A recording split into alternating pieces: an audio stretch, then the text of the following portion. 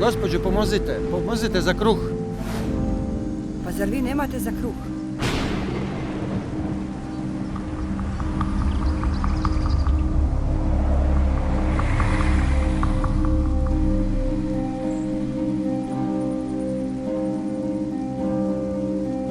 Gospođo, hvala lijepo.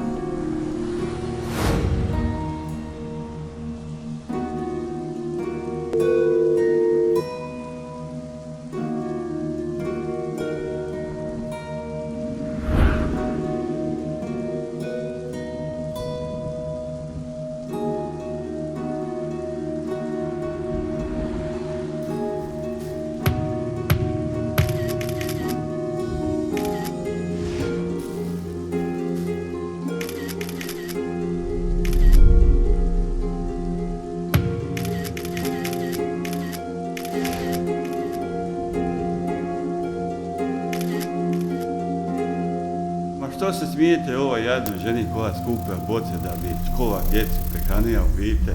Ma kakvi ste vi ljudi? Ma kakva nije neugodna?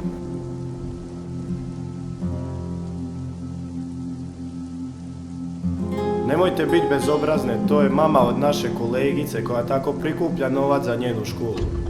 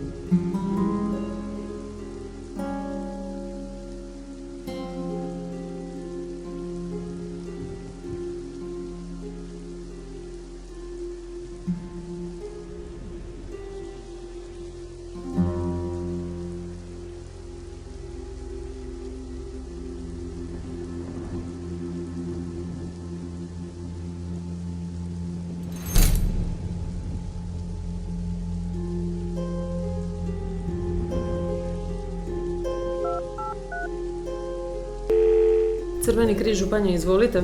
Podržala bih vašu akciju, pa ako mi možete reći gdje i kada. Hvala vam na pozivu.